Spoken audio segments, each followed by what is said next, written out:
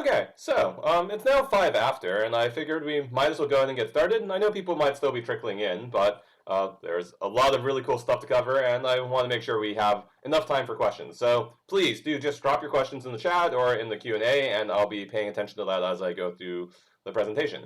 So now, what am I going to talk about today? I'm talking about sketching algorithms, the magic of hash functions. And this is a workshop that I also ran in the last Hack the Valley back in, I want to say, January 2020. Time is weird.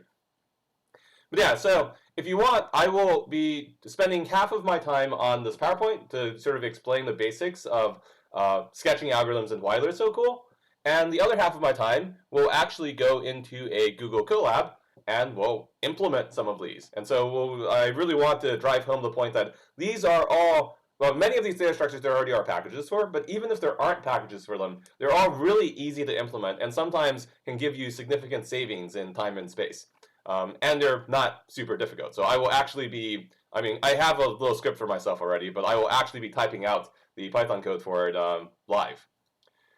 So with that, what am I talking about? So what are sketching algorithms? What are hash functions? Well, hopefully many of you have heard of hash functions, but sketching algorithms are these sublinear space algorithms. They're a family of algorithms representing really, really big data as these small probabilistic summaries. And the key here is that the sort of weird super lossy compression allows you to still estimate interesting quantities that you care about, like the cardinality of a set. So if you have a big data set, how many people have you seen in total while deduplicating for non-unique entries? Or things like quantiles, frequency distributions, set membership, what's the majority element if you have, if you're receiving or things like, and these are widely used in routers, databases, search, etc. So for example, if you are a router, or let's say you're a firewall sitting between a network and the internet, and one of the things you might want to ask is, well, what are all the IP addresses that are hitting the firewall? Like maybe you're undergoing some sort of DDoS attack and you want to put in the firewall rule for all the most common IP addresses. But of course, there's so many requests coming in that you can't store all of the IP addresses on the limited space you have. And so instead, you might use a sketch to just store the most common ones. The other super cool thing about sketches is that they compose. So let's assume we have some data stream that's flowing in. And what happens when you have this big data stream flowing in is you start, as the data stream passes by your program, it starts creating a summary of it. So I have it represented here as this little box of zeros and ones, but it's just some small summary that updates as the stream goes by. But if you have one stream for, say, the total number of elements in the set, and you have another stream, let's say this is the set of some objects that have a property. So I work in computational biology, so I care about things like whether or not patients have hypertension. So I might have some property A that patients have hypertension, and I have some other sketch for whether or not patients have, say, diabetes. And one of the really cool things about sketches is that you can combine them together without having to regenerate everything. And that gives you properties A and B. So all the patients that have both patients and hypertension, or maybe patients or hypertension, depending on what kind of sketch you're exactly using. And so these turn out to be really useful in real life because you can answer these kinds of questions quickly without having to rerun through your entire data set. And they're also just very small, space efficient, and time efficient. And so basically the general idea is that sketches are these compressed summaries that you can compute on to save space and time. And well, what are some of the problems that we care about? So let's start with one of the simplest problems. This is the set membership problem. So given the stream of items, I want to know if I saw a particular item. And this is very common. So you might be like, well, I have a bunch of these database requests, and if I've seen a request before, maybe I want to just look up and go into a pre-cached, pre-generated database and see if I already have the answer for that, as opposed to actually computing and finding that item. But now you might want a quick way of checking in memory if you've seen something before. And so there are a couple ways of doing this, but one way using sketches is to take all of your items, you hash them, and so how much space does this take? This takes the number of items times the hash size, So maybe that's, if you have a 64-bit hash, then maybe that's, well, 64 divided by 8. So maybe that's an 8-byte hash, or maybe that's a 32-byte hash, depending on how big your hash size is. Sometimes you might truncate these, and assuming that you don't have too many items, you might still be able to truncate them and get a good sense of whether or not an item was seen before. So if you store a hash value and you see the same hash value again, with high likelihood you actually did see that item. And there are other ways of doing this, such as like you can create some sort of bit string that represents all of this data probabilistically. And so these are the sort of techniques that we'll be going through. Okay, with all of that, please drop any questions in the chat because I've been going through this quickly and I don't know everyone's backgrounds. But let's actually go to implementing a basic set membership query in a Colab. So this will be just basically a warm-up exercise, since I will just be making use of existing algorithms in the Python standard library, basically. So going over to the Colab. So in this workshop, we're going to see some common probabilistic data sketches. First, you need to set up your Python environment. So these are just some common libraries that I'll be using.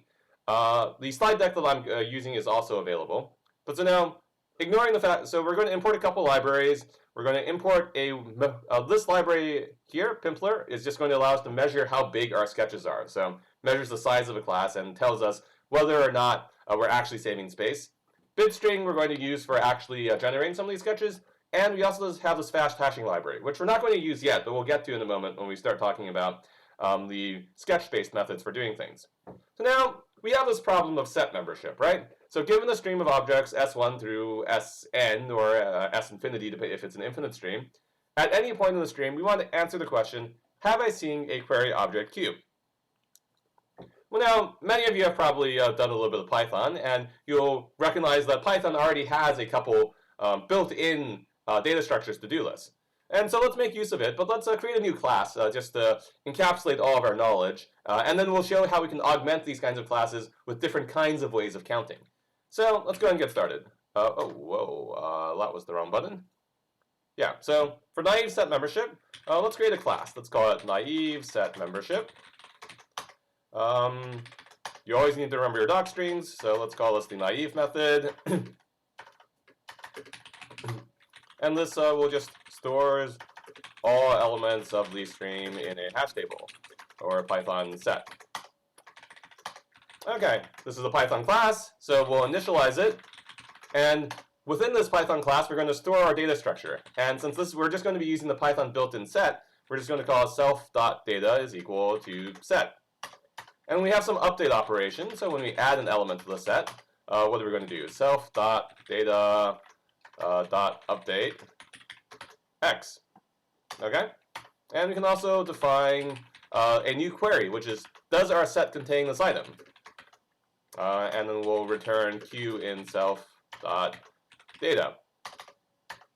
And once we've done this, it's pretty easy to, use our data structure. So let's initialize a copy of our data structure. A is equal to naive set membership, if I can spell correctly. And then for I in range, let's say 0 to 10,000 minus to 9,999, we're going to say a.update I. So it's going to add all these items to the set. And notice that seeing an item twice in the stream doesn't affect anything. So actually, let me do that in a moment. But we can test to see whether our particular item is in the stream. So let's say for I in range minus 10 to 10, we're going to print string I plus in A, and then we're going to say true or false, is that string in A? And when you do this, well, you'll see, well, minus 10 is in A, 0 is in A, 1 is in A, minus 10 is not in A, 0 is in A, 3 is in A, 5 is in A, 6 is in A.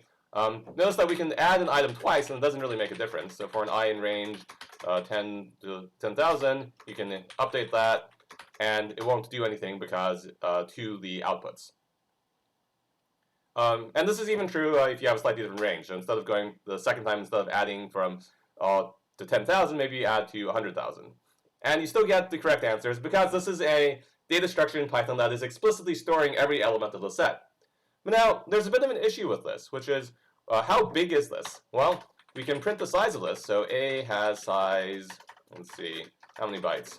Well, we're going to measure the number of bytes, which is going to be A size of, that's why we imported this, A.data, because that's the data structure we're storing this all in. And when you do this, you find that A has size 7 million bytes. And if you increase the elements in your set, so if I go up to 1 million elements in your set, then all of a sudden A has size 65 million bytes. So this data structure works, and it works really, really well. And this is, whenever you're starting something, you don't want to prematurely optimize, and this is the correct way of starting to keep track of the elements in the set. But you might find that this doesn't scale with whatever application you care about. Which brings us then to other ways of doing probabilistic set membership by sketching. And so some of you who've taken upper-level computer science classes might have heard of Bloom filters. And so this is sort of the baby's first sketch. So this is one of the first sketches that you might encounter. And basically the way it works is it uses the magic of hash functions generally not colliding, or colliding with very low probability, to allow you to figure out whether an item is in your set. So what we do here is we have a modified bit string, and we have multiple hash functions. So when an item is inserted, we set all of the hash bits, and not just one of them. So when this X is inserted over here, we put it here, we put a 1 there, a 1 there, and a 1 there, all at the same time. And so when each item, because we have 3 different hash functions, and then we map it to each of those hash functions individually.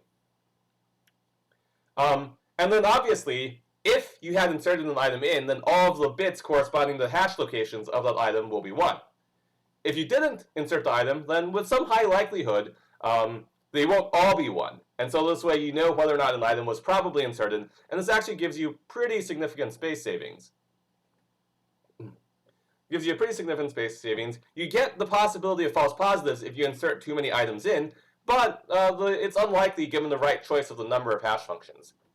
So, well, let's jump back to the Colab and implement a Bloom filter, which we just described. So we're basically going to make use of a bit vector, and we're going to have a bunch of different hash functions that map to different locations in this bit string, and that's how we're going to test whether or not the item is actually in there. So, well, how are we going to start? Well, let's go ahead and go up, and we can just copy some of our code here. So the boilerplate code is all going to be the same, though we're going to rename it. So I'm going to copy the boilerplate here. I'm going to name this a Bloom filter. So note that Bloom filters are actually pretty common, and there exist already Python Bloom filters. But let's go ahead and implement it so you see what it's like. So this probabilistically answers set membership queries. It will never give false negatives. Let us say if Q is in set, will answer true, but may give false positives. So let us say sometimes will answer true even if not in set. Which is a bit of a bummer, but often this is an alright trade-off. So we have a slightly different data structure. So the first thing we're going to do is I'm going to make life easier for ourselves, and let's say we're going to have initializing, we're going to have a couple initialization parameters. So how big is our data structure? So instead of our data structure expanding with the number of items in our set, we specify a maximum size for it at the beginning. And I'm going to specify 2 to the 17 bits, so 2 to the 11 bytes, so about 2,000 bytes, roughly speaking. And I'm going to say that we have, say, 10 hashes to start out. And those are going to be my default initialization parameters. I'm going to make life a bit easier for myself and assert that size in bits is less than 2 to the 32, because when you start having way too big of a data structure, things can go weird in terms of memory usage. And well, let's actually define our data structure. So it's just going to be a big bit string. So this is a big bit string, which we imported a little bit ago. So we're going to initialize a big bit string, so a big string of zeros. Well, let's also define the size. It's just the size in bits. And let's say the number of hash functions. Number of hash functions, well, that's part of our initialization parameter. We're just storing all these parameters inside of our data structure itself. And then now the update is going to be a little bit weird, because instead of just adding it to this object, we're going to have to set to true a bunch of locations in our bit string. So what are all the locations that are in the bit string we need to set to true? Well, we also had imported this hash function, this fast hashing library, and so we're going to make use of it. So murmur hash3.hash, and well, let's say we're going to turn each of our items that we insert into a string just to make hashing work a little bit better. And we're going to have some random seed, which we're going to call I. We haven't defined I yet, but this is just the random seed so that we can identify each of our different hash functions. So in our particular case, I will go from 0 to 9. Because, well, you have your first hash function, you have your second hash function, third, and so on. So we have all these different hash functions, and then we need, once we hash it, then we need to turn it into a location in our bit string. So we're just going to take a mod of it with the size. And the key here is that we're going to do this for every single I. For I in our range, self.numHash. Let's see. Okay, and so we're going to add it into every one of these locations whenever we enter an item. And the next thing we're going to do is we're going to, whenever we check to see if an item is in our Bloom filter, we're going to do the same thing, except we're just going to check all those different locations. So we're going to check if all of these locations are true, and this is the same set of locations that we looked at, that we inserted into. And that's a Bloom filter. So about a dozen lines of, not even a dozen lines of code, and now we have a working Bloom filter, so let's test it out. So, well, let's say that A is equal to a Bloom filter, and let's do the same thing that we did earlier. So let's say for I in range from 0 to 9,999, what we're going to do is we're going to add it in, and we'll see if our answer is correct. So let's print out all of this. I think I also need, for a size, I also need a dot bytes there. So now it's going to do the same thing, except, oh, what happened? Self.size, oh, I missed the dot, didn't I? Assert size in bits. Size in bits. Oh, what else did I do now? So x is not defined. String of s. Oh, I called it q. Well, that's what happens when you change your variable names. Okay, so note that A has size only 16,000 bytes, and it's giving us the same responses. So all these negative numbers are not in their set, all these positive numbers are in their set, which is good. But now, sometimes weird stuff can happen. So for example, if you start having a lot more items in your set, so maybe if we add in a bunch more items, let's say up 10 to the 5 in numbers instead, well, then things go badly. Because now all of a sudden we filled up all the locations in our bit vector, and so now our data structure is answering true for everything, which is not so good. If we only had some intermediate amount, say 2 times 10 to the 4th, you see what's sort of going on, which is as you enter more items into your data structure, you have the possibility of false positives keeps on increasing. And so if we have 20,000 items in our set, then most of the time, when you have an item that's not in your set, you do answer false, which is correct. But occasionally, you have these false positives here, which are not so good. And this is the price you pay for having a data structure that's only 16,000 bytes, as opposed to 65,000 bytes. So you save a lot of space, but occasionally things go wrong. Okay, let's see. Any questions in chat? No, doesn't look like it. So, you guys now know what probabilistic data structures are. And now, if this were a graduate class in data structures, or even an upper-level undergrad class in data structures, I would spend a lot of time going through all the mathematics of why Bloom filters work. Actually, if it was a graduate-level class, I'd probably skip over that and skip the more interesting sketches. But regardless, we do a lot more analysis. But since this is a hackathon workshop, all we're doing is we're giving you these tools and giving you a hint that these are the things that you can do with the magic of hash functions. And one of the nice things is there have been a lot of brilliant computer scientists and mathematicians who've spent a lot of time coming up with these data structures. And so all you have to do is, well, sometimes you can just import them or pip install them. Other times, as you can see, many of these data structures are actually pretty easy to implement. And we'll see a couple more implementations of data structures, and that it's really not that scary. Like, you're usually implementable in a couple dozen lines of code. So let's talk about a different problem, which is a little bit more interesting than just set membership. So let's ask the question of how many distinct items exist in the set. So maybe you have some data stream and you want to know the total number of unique suggestions in some sort of suggestion box, but you have someone who's spamming the chat with F constantly. And now you don't want to count whenever people are just spamming the chat. And so the question is, how do you figure out the unique subset of this set of chat messages you've been receiving? Well, it turns out this is something you can do using sketches as well. So this relies on a very important fact about hash functions, which is that hash functions behave almost randomly. So whenever you see a hash, whenever you hash a value, it sort of randomly gets moved to somewhere in your range.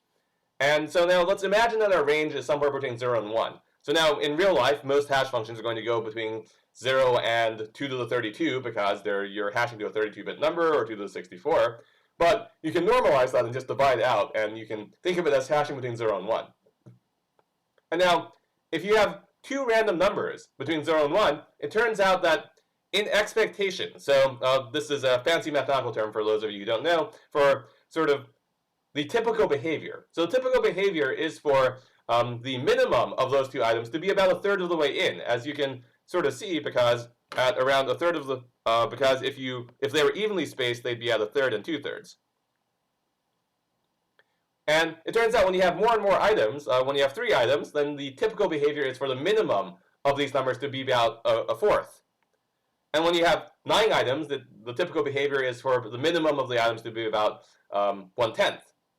And the expected minimum is therefore about 1 over n plus 1. If this were a math class, we would actually make use of probability distribution functions and compute this. But this isn't a math class, and so you'll have to take my word for it. Or you could run it experimentally. It's pretty easy to see. So how much storage do we need for this? Well, it's about 1 over n plus 1, so you need about O of log n bits of storage to store just the minimum, instead of storing all the distinct items in the list. Now, of course, if you just do this once, it doesn't work so well, because if you just do it once, well, you have a big amount of error. But if you do this 10,000 times, this gives you a good estimator, and then you can just take the average, and that gives you about 1% error. Which is the key behind many of these sketches, is you take some estimator that by itself has some big error, and you just repeat it a bunch of times, and then that decreases your error. But yeah, so it turns out you can even do better than this. So there are some super fancy techniques, which we won't get into, where instead of storing the minimum item, you take all these objects within your set, you hash them, and then you take the minimum, you hash them, you take the minimum value, and then you only store the number of 0 bits before the first one. And it turns out even that's enough information. So you only really need O of log n space. So these are really, really tiny data structures that really are efficient for really large databases. And what's more, just like with Bloom filters and with these other sketches, you can combine them. So if you have hyperlog sketches, you can combine them to find the union cardinality, so the size of the union of multiple sets, and you can also use these to figure out the size of the intersection, because if you have a union of 2 hyperlog operations, well, all you have to do is you have to take the maximum of each of these sketches and they merge together losslessly. The intersection isn't quite lossless because you're making use of just some set properties, but you can still do it. There are other sketches which let you do even better, like the MinHash sketch for Jaccard index. So basically, you want to measure the similarity between 2 sets, which is the size of the intersection divided by the size of the union. Well, this was a problem that people in tech actually have. I don't know how many of you are old enough to remember Alta Vista. My guess is that very few of you have heard of Alta Vista, but hopefully many of you have heard of a company called Google. So now, Alta Vista, back in the day, was one of the big search engines. They eventually got killed because, well, their competitors, like Google, ended up just being better. But at the time, people at Alta Vista, so Andre Broder, was trying to figure out how you deduplicate websites. So like, if you look online and you search for something, there might be a bunch of copies of Wikipedia floating around, and you don't want to return 10 copies of Wikipedia, because that's not interesting to someone who's searching for data. But how do you deduplicate when there might be slight variations? And his idea was, well, you just look at the sets of words, the sets of phrases in each of these web pages, and if the sets overlap too much, well, then that probably means they're duplicates. But now, storing in all these sets of words is really time-consuming, or is really space-consuming. So instead what you do is you imagine some random permutation of all these sets. So let's say set A is all the sets of words in website A, and set B is all the sets of words in website B. And these gray boxes here in the middle are the intersection between the two.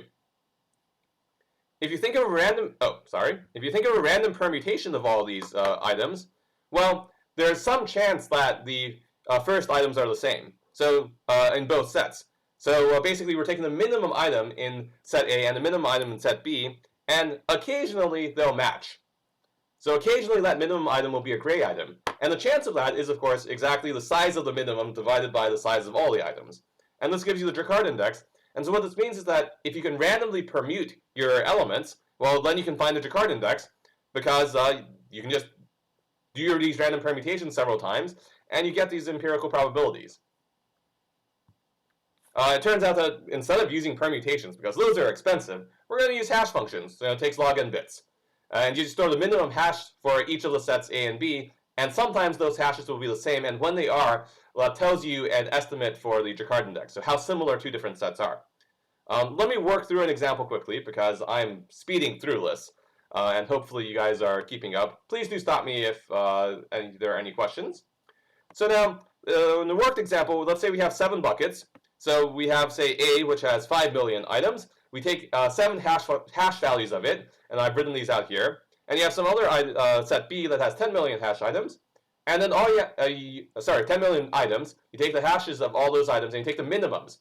So there are 7 different hash functions. So this is hash 1, this is hash 2, and so on through hash 7. And you're applying this to all 5 million items, or all 10 million items.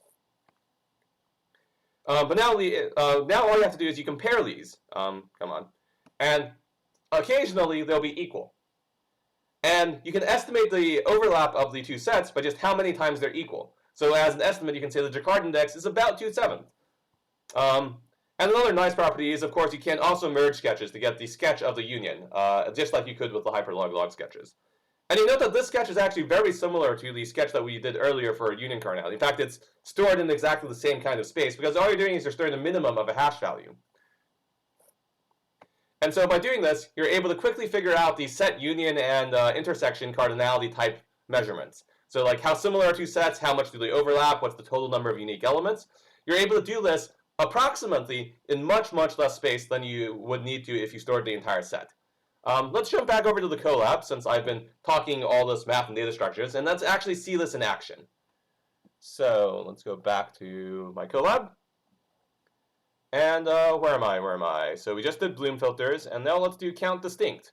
So given a stream of objects, compute the number of distinct elements.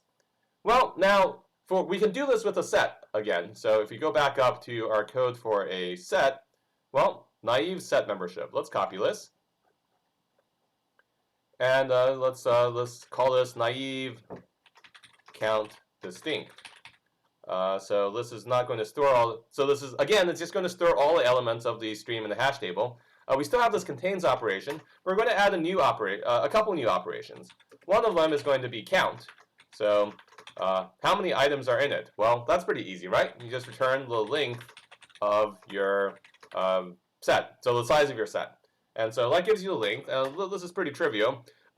But since we're thinking about this as a probabilistic sketch, which is not really, because it's actually not a sketch at all, it's just your entire data, but you can think about adding together two different sets.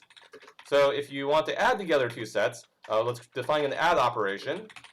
So you're going to add one copy of it to another, and what you're going to do is you're going to return, we're going to start by saying the result is equal to one copy. So, a new copy, naive count distinct. And then you're also going to have the result.data is going to be equal to self.data.union other.data. Because you're really just taking the union of these sets and then you return the result, and that gives you a naive way of counting the number of distinct items. It's naive because it's exact and just makes use of the Python set. So this is pretty easy. Let's see what happens. So let's say A is equal to naive count distinct. And for I in range 10 to the 4th, A.update I. And we can print the number of distinct items in our set. So print A has how many distinct elements.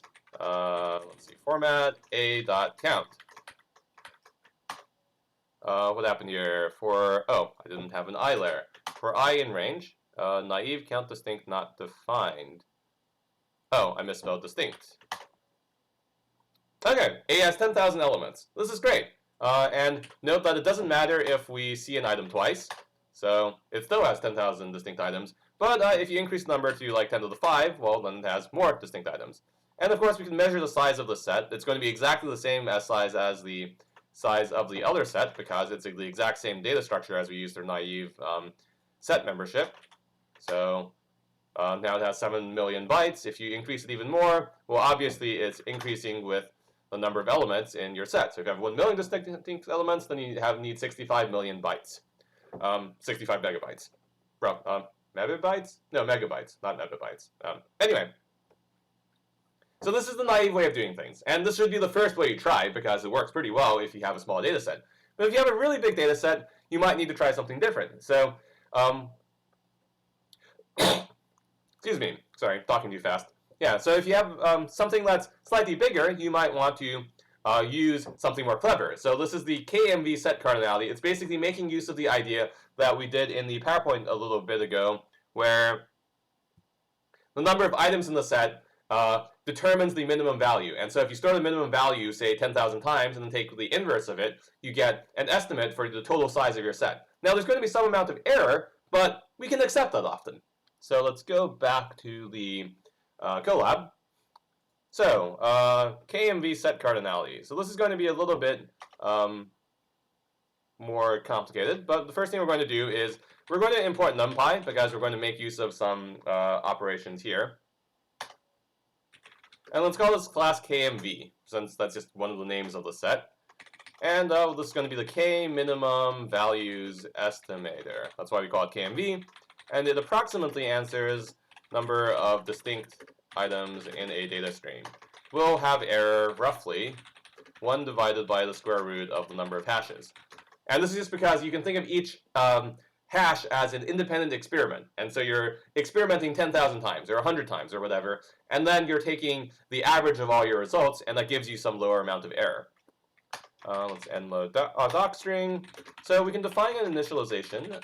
So we're going to initialize, and the key thing here is we're going to need to know the number of hash functions we're using. And so that's going to be the number of minimum values we store. We're going to store the minimum value of the set under each of our hash functions. So self.data is going to be equal to... So I'm going to actually store this in a slightly different way because empty buckets are slightly different. So instead of storing zeros, I'm going to initialize this as a vector of minus ones. dtype equals mp.uint32. And so you'll notice that I'm initializing these as minus ones, but my type here is an unsigned integer. So as all of you will know who've worked with unsigned integers, basically what I'm meaning is that I'm overflowing. And so I'm storing the maximum possible unsigned 32-bit integer in each of these locations. Because what's going to happen later is when we're updating an item, we're going to take the minimum of what's currently in the set and the new hash function. And so if your data structure is initialized with zeros, well, that's not good because that's already the minimum value. And so you have to initialize it with the maximum value instead. And of course, we're storing the number of hash functions, numHash. And we're going to just do 100 for now. In practice, you might want to do more, but it'll depend on how much error you can tolerate. So now we have this data structure set up. So we have a vector of minus ones, or a vector of, I don't remember what 2 to the 32 is, like 4 billion something. You have a vector of these, and then in order to update, we're going to take the minimum with each of these for each of the hash values. So this is our update operation. Self.data is going to be equal to mp.minimum, and note that this is a vector minimum, so this is going to take the minimum across both all the vectors in self.data against all the vectors in this new that we get from this hash function. So again, we're going to use the murmur hash3 hash function. We're going to use the same thing, string of x, and I is going to determine which hash function, and let's say signed is equal to false because we're using unsigned ints here. For I in range self.numHash. Okay, so what are we doing? This line here is just updating the sketch by looking at the minimums of looking at the value that you get when you run the hash function on your new item. So you have 100 hash functions. You're applying them all to your new items. Let's say your new item is applesauce. So you're hashing applesauce 100 times, and for each of those times you get some value, and then you check to see if that value is smaller than the number in the corresponding bucket in your hash structure. And when it is, you store that the smaller. Well, you store the smaller of the two. And so this is why we initialized with the maximum value, because we want to ensure that initially you store the just the correct element. You store whatever element is the first one you do. And with vanishing the small probability, you hit the maximum item. Okay, so now how do we count how many things are in our set? Now this is a little bit more complicated, but you remember that the whole point of this analysis was that it's about the total number of items is about the inverse of the minimum item. But you have to do this many times, and so what we're going to do instead is we're going to take the inverse of the, let's see, which one did I do? You're going to take the inverse of the average of the minimum items. So let's say we're going to return, well, by inverse, we're going to have to renormalize, so it's going to be, we're going to take 2 to the 32 divided by the mean, so the average, of all the all the buckets. And it turns out that for complicated mathematical reasons, you have to subtract 1. If you're familiar with statistics, it's unsurprising that you occasionally have to subtract 1, but we're not going to go into detail about that. And well, let's see if this works. So A is equal to KMV. And for I in range 10 to the 4th, well, A.update I. So we're going to add all these items in. And then we're going to ask how big is our data structure. So say print A has about, and this is approximate because things might go wrong. So A has about 0, let's see, let's only do 2 decimal places, distinct elements. Format A.count. So what happens? So we inserted 10,000 items, but our approximation is 10,365 items. And so this is the approximation error that we get. It's actually a little bit lower than our estimate, but of course sometimes randomly it will be lower. So we had 100 hash functions, so you should expect about 10% error, so within about 1,000. And here we got error levels less than that. Now, seeing an item twice doesn't make a difference. So if you insert the same item multiple times, you're going to get the exact same result here. Now, of course, if you now one of the cool things though is you can also merge together sketches. So let's define that function. So let's say return add self and other. Well, oh wait, so we need to define add. Yeah, not return add. So we're going to define our add function, and I'm going to assert that our 2 data structures have the same number of hash functions, because otherwise it's not defined how you merge together 2 sketches. It's going to equal other.numHash. So, and then all you do is you take the result is equal to some new KMV estimator with the same number of hash functions. And then you're going to set the data structure, so our vector, to be the minimum of the vectors of both.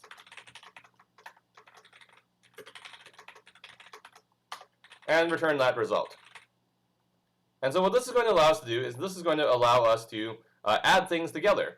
So now let's suppose that we have, let's also print the size of this. So what is the size of this?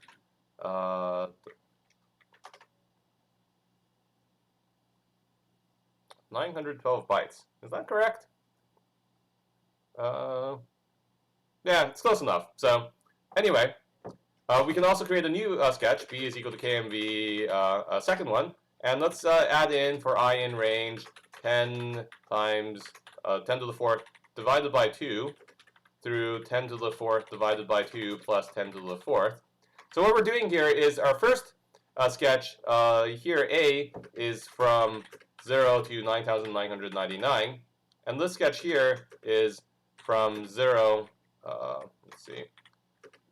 from 4,999, or sorry, from 5,000 to 14,999, or something like that. So there's some amount of overlap, but it's not complete overlap. and b.update I, and we can see how many items are in B. So let's say B has about how many items and B has what size. So, wait a moment, what happened to B?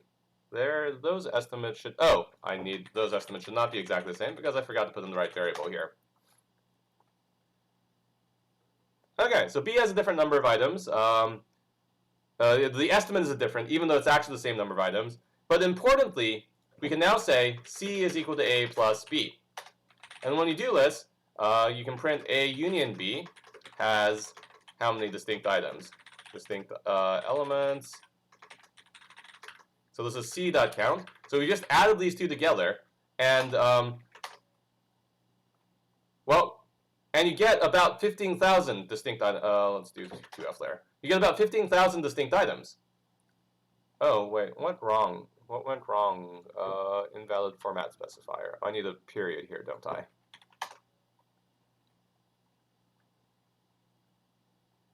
Yeah, so 15,000 distinct items. So, and importantly, the size of our sketch.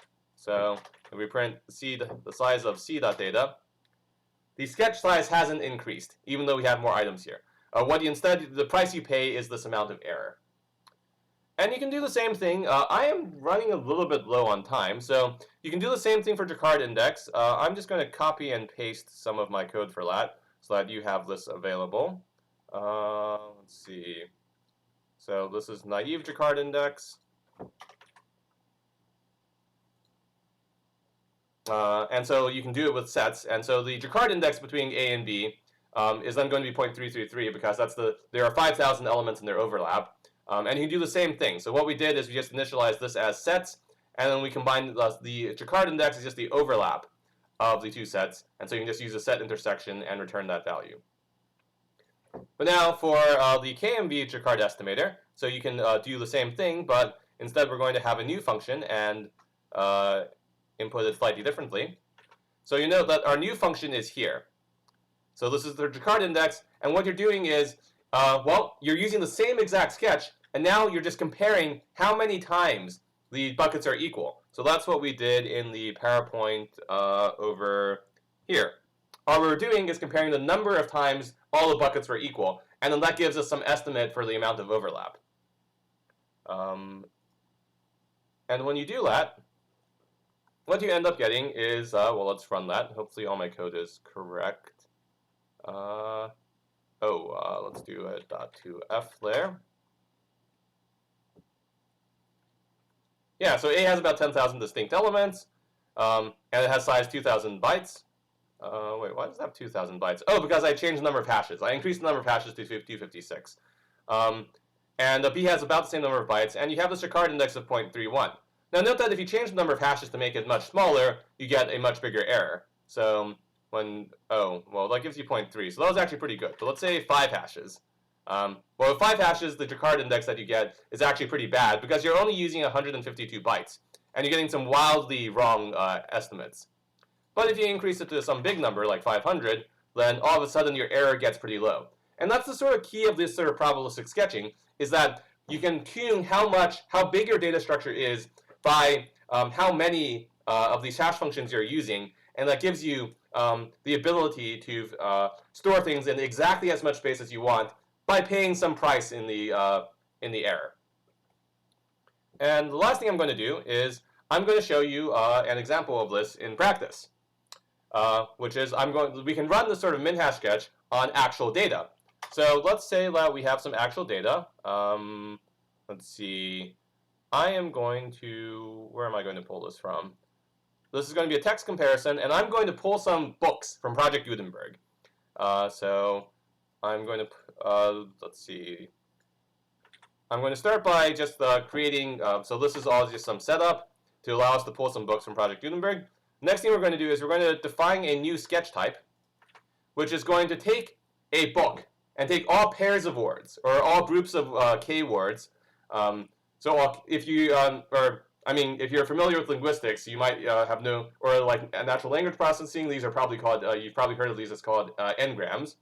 You're going to take all of those, we're going to call them shingos, and what this is going to do is it's going to create a set using this k minimum value estimator of all sets of n-grams in your data set, and we can have a data set be just a book. So I'm a fan of the of Faustus by Christopher Marlowe. So what we're going to do is we're going to create a sketch from the story of Faustus by Christopher Marlowe. And it's going to take a little bit of time because we just went to Project Gutenberg and downloaded this entire book. So this is this entire book. So we just downloaded this entire book, and we took all the different sets of n-grams in it, and we put them in a set, and then we created this MinHash sketch out of it. And let's also do this. I'm also a fan of Jane Austen, so let's do this for a couple other books. So let's say we do this for Pride and Prejudice. That's, for those of you who are unfamiliar, you've probably heard the beginning of Pride and Prejudice at least. So, truth, university acknowledged that a single man in position of good fortune must be in want of a wife. Very ironically stated if you've actually read the book. But yeah, so you can do this for other books like Pride and Prejudice by Jane Austen, Sense and Sensibility by Jane Austen. And one question you might ask is, well, when I do this, which of these books are more similar to each other? Will the two Jane Austen books show up as more similar than the Christopher Marlowe book? And so we're going to create sketches of all these, and then we're going to analyze whether or not these actually are more similar.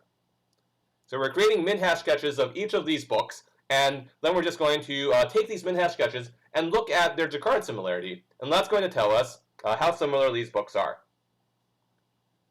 It's going to take a little bit of time because it is actually taking the entirety of each of these books and turning, oh, it's done. Well, anyway, so it's done, and now that we have that, so that took a little bit of time, but now we can actually do this much more quickly. So, like, let's say Faust and Pride Jaccard similarity. So this Jaccard similarity between Dr. Faustus and Pride and Prejudice is going to be, Faust. These are all KMV sketches, and so we're going to take the Jaccard index of Faust with Pride. And when you do this, you find that the Jaccard similarity of these two books is about 0.08, which isn't that much. It basically means that about 8% of the 2 grams, so of the pairs of words in Faustus, are the same as the pairs of words in Pride and Prejudice. Let's take a look at what about Faust and Sense and Sensibility. Maybe that's a little bit higher. So if you do Sense and Sensibility instead, then, oh, that's still not great, so 0.03, but that's sort of expected. But now the real question is what happens when you look at Pride and Prejudice and Sense and Sensibility. Are those more similar? So is one Jane Austen book more similar to another Jane Austen book than they are to Dr. Faustus? And the answer to that is yes. So you'll notice that when we do the same thing for Pride and Prejudice and Sense and Sensibility, the Jaccard index is much higher. And so you have a very quick way of figuring out the similarity between two different really long text documents by using these small probabilistic sketches. Importantly, if we look at what this is stored as, pride.data, what does that look like? That's just an array of 100 numbers. That's all we're storing. And from this, we're able to analyze the fact that Pride and Prejudice and Sense and Sensibility are more similar to each other than Dr. Faustus by Christopher Marlowe.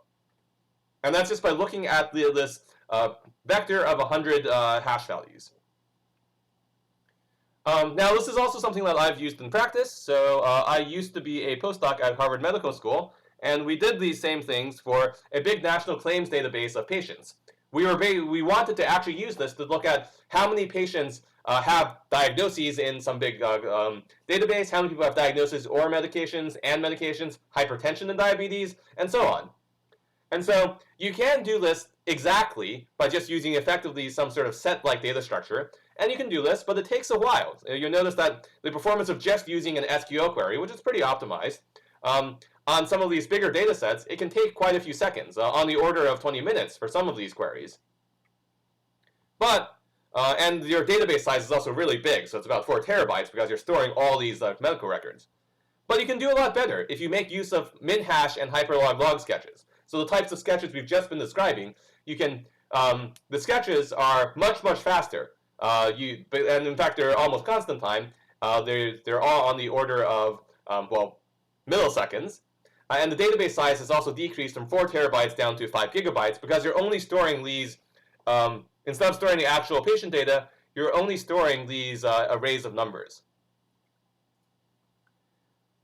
And, well, it turns out you do have some amount of error, but depending on how you can change the parameters to have different amounts of errors for different types of applications. And often you can accept a few percent of error for the massive improvements in speed. So, in conclusion, there are lots of pros and cons to the sketches. They make use of the magic of hash functions to give you a very small memory footprint when you're analyzing really massive data for some application. They're also composable, so they're good for parallel processing or communicating information. And after sketches are created, you can run really fast computations. There are some cons, of course. So they have the initial overhead of computing the sketch. They can give inexact or wrong answers. Sometimes they're a bit more complicated, but as you saw, they're not actually that much more complicated to implement. We implemented a couple. We ran out of time to implement all of them like fully, but they're not that much harder to implement than the ordinary Python data structures.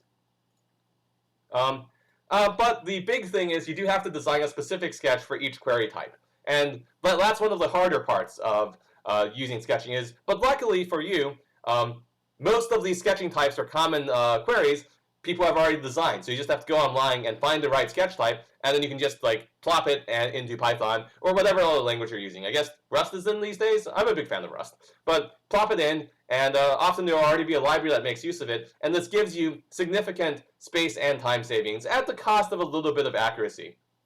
And with that, I think that is the end. So thank you all so much for coming to my talk. If you have any questions, just let me know. I'm also on Discord, so if you have any questions, you can feel free to ping me there. I don't actually know how to mention my Discord handle, but I'm sure that can be arranged. So, and I'll be looking out a little bit on Discord, though not spending too much time. I'm not actually participating in the Hackathon, just coming here to give a workshop. So, thank you all very much, and happy hacking!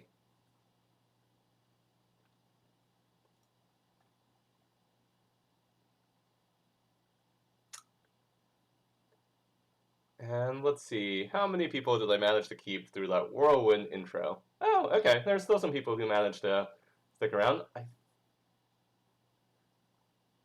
So, yeah, there's a lot of cool stuff, and I went through it really quickly. Like, you could teach an entire semester class on these kinds of data structures. I mean, some people do. But you don't need all that information to like really just get started. I mean, that's the whole point of a hackathon. You don't need to know everything. You just need to know a tiny bit, and well, then you can get started. And occasionally things break, but that's all right.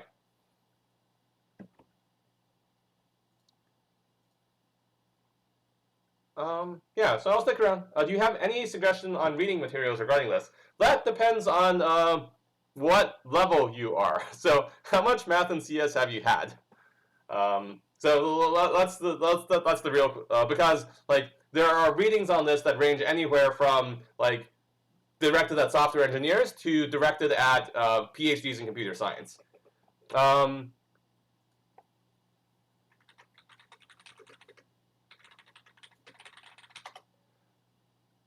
Yeah, so there are a couple good articles actually on where are they? Let's see. Hyperlog for engineers, I think, is probably one of the better articles. Let's see. Hyperlog in practice. Oh no, that's a bit hard of an article. Where are like? Give me a moment. Let me find a couple blog posts. Oh yeah. So let's say like this one here. So there's just a number of blog posts. Like what you need to search is the names of the sketches, and so the popular ones that you'll want to look up are hyperlog and MinHash, since those are super commonly used, and maybe count min and bloom filters certainly. But if you just search these things, these are all really popular topics in data engineering because people use them all the time in practice. Count min a bit less so, but hyperlog, MinHash, and bloom filters like are used in nearly any super performant database system that you probably use. Like there are bloom filters under the hood of a number of database systems already.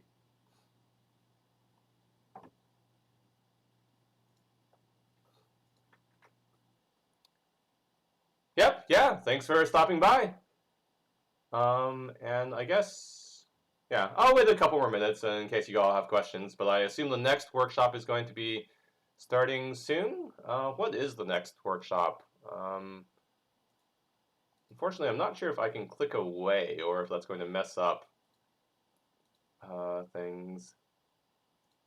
So, yeah. But yeah, so there are a ton of other cool workshops that are happening. Let's see, what is the next one?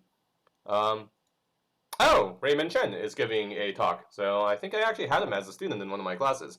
But yeah, be sure to go check out his talk.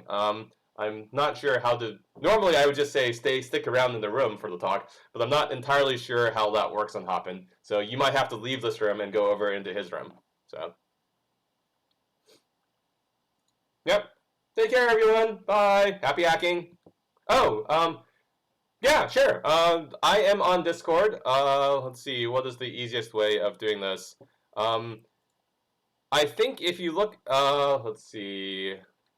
Yeah, so I am on there as Wiley Allium. So that's my Discord link if you are trying to look me up.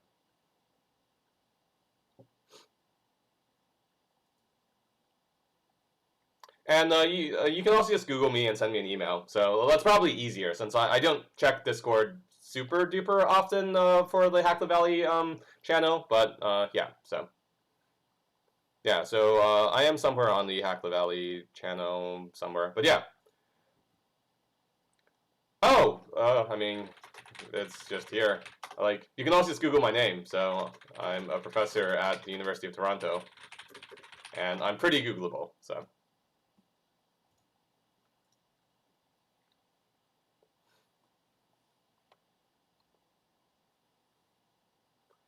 Okay, now that Raymond's talk is starting, I will officially end this.